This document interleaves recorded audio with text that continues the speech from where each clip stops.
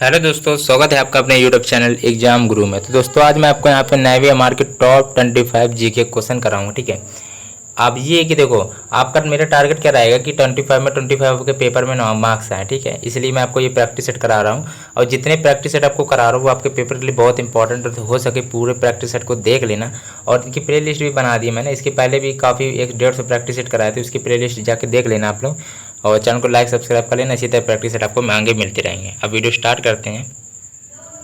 देखो भाई, अब जल्दी जल्दी डिटेल में देखते रहेंगे क्वेश्चन को, बिना टाइम गवाते स्टार्ट करते हैं। ठीक है, किस व्यक्ति को समानता गुरुदेव नाम से जाना जाता था। गुरुदेव उपनाम एक प्रकार से हो सकता है, कह सकते हो उपनाम से, मतलब गुरुदेव किसका उपनाम था। इन चार ऑप्शन को देख के बताओ। तो 26 नंबर प्रश्न है, राइट ऑप्शन का सी ऑप्शन रविन्द्रनाथ टैगोर थे। ठीक है, इन्हें गुरुदेव नाम से जाना जाता था। 26 का यहाँ पे सी ऑप्शन राइट ऑप्शन। इनकी मतलब ये है कि इन्होंने राष्ट्रगान गाया था, भारत का राष्ट्रगान गाया था, मतलब कि इन्होंने जन गण मन गाया था, जिसकी जो आप पता होगा 52 सेकंड होती है गाने की अवधि। और 1911 ईस्वी में सबसे पहले अधिवेशन में गाया गया था, कांग्रेस के अधिवेशन में जन गण मन गाया गया था। और इसको लिखा किसने था, रचा किसने था, रविन्द्रनाथ टैगोर जी ने ही रचा था। तो भाई ये इंपॉर्टेंट है, तो इनको गुरुदेव के नाम से भी जाना जाता है। ठीक है, रविन्द्रनाथ टैगोर जी को। 26 का सी ऑप्शन यहाँ पे राइट ऑप्शन हो जाएगा। अगला प्रश्न है 27 नंबर प्रश्न दिया गया, प्रसिद्ध सोमनाथ मंदिर कहाँ पर स्थित है। 27 नंबर प्रश्न है, तो राइट ऑप्शन इसका क्या होगा। देखो प्रसिद्ध सोमनाथ मंदिर है जो आपका गुजरात में स्थित है।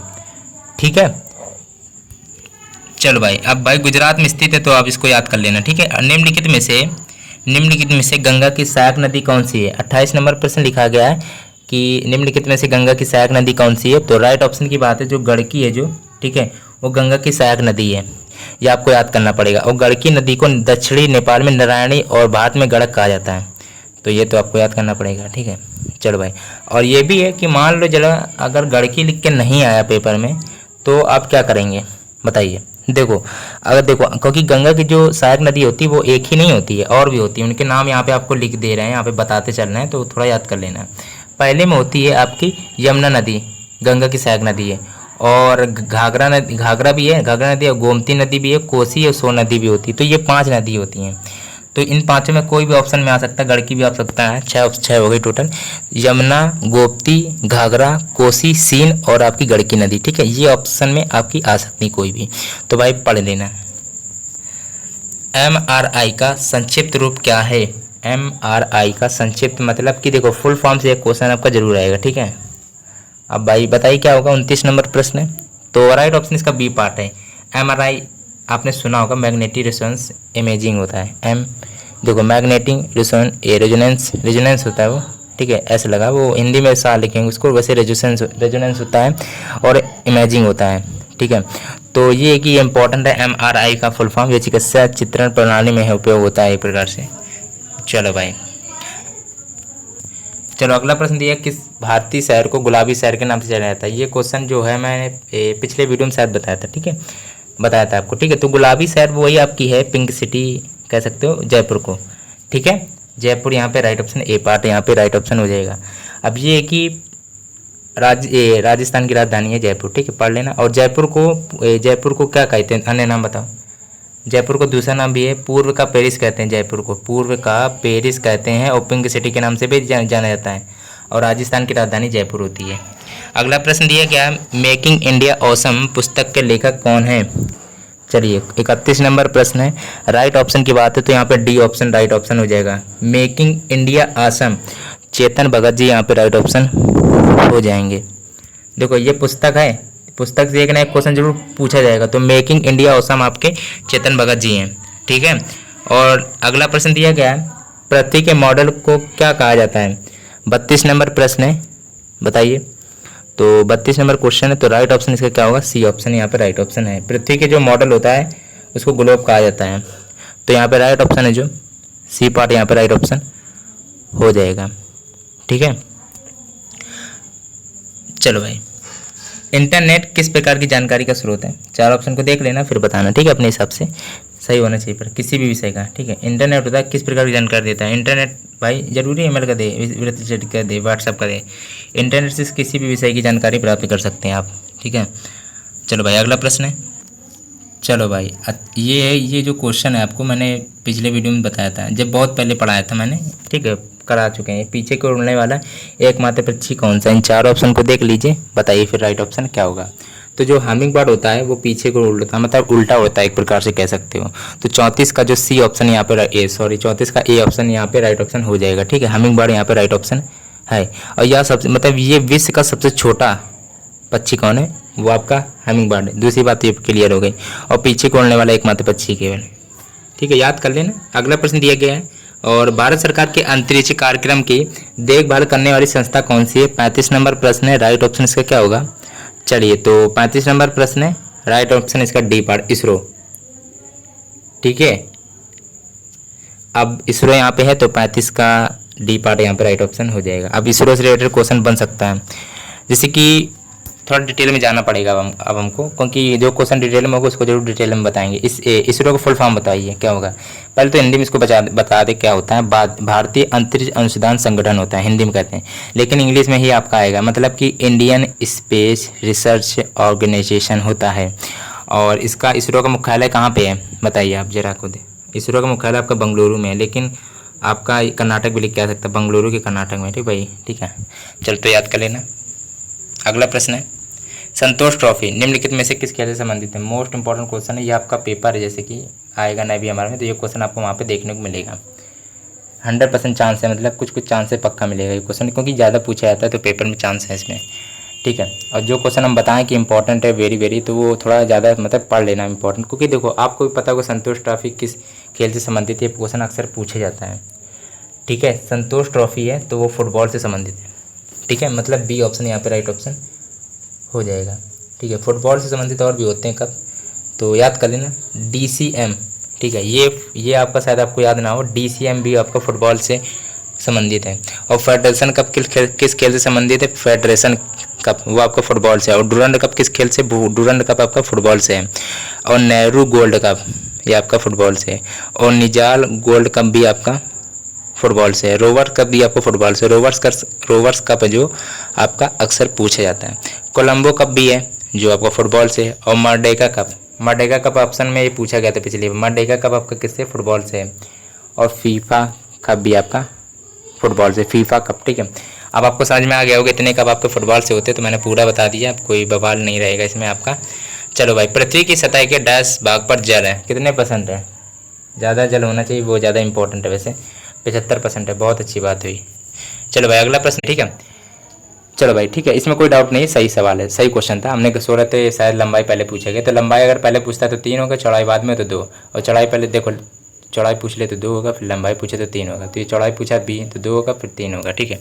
अब ये इसमें 2 क्वेश्चन आप बन सकते हैं, तो आपको बता दें कि भारत की संविधान सभा ने राष्ट्रीय ध्वज का प्रारूप 22 जुलाई 1947 को बनाया था।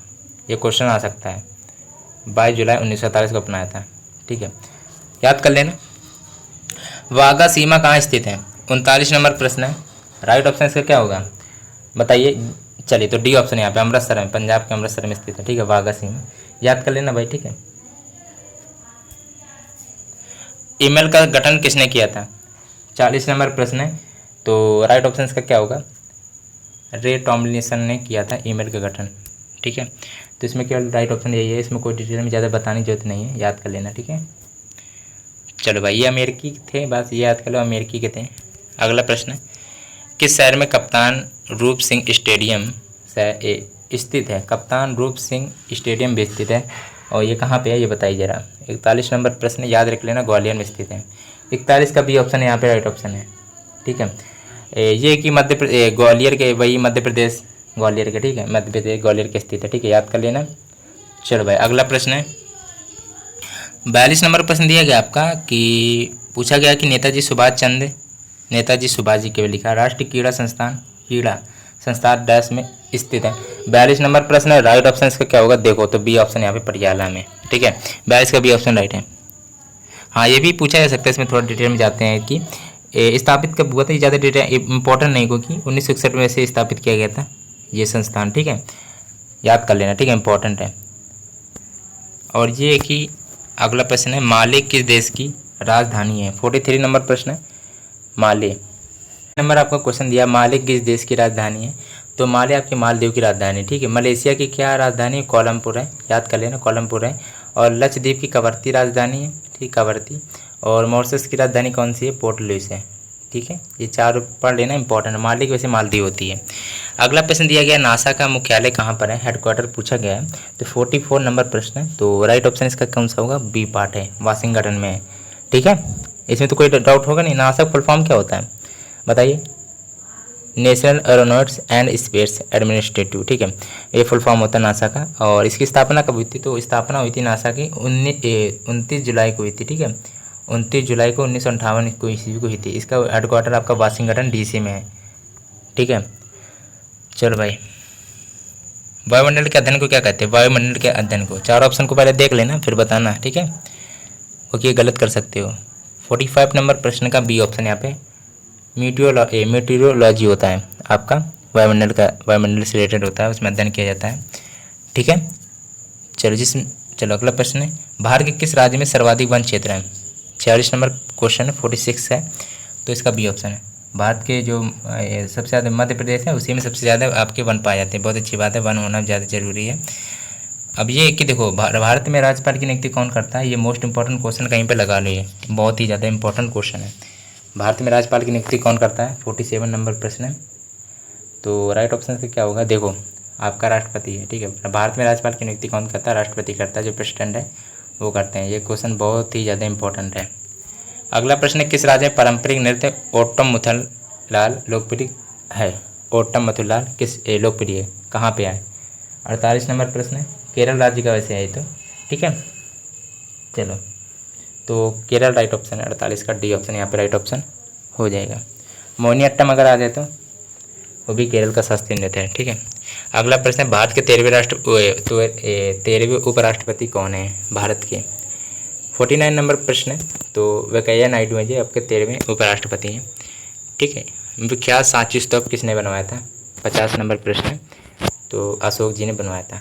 50 का बी ऑप्शन यहाँ पे राइट ऑप्शन हो जाएगा, ठीक है।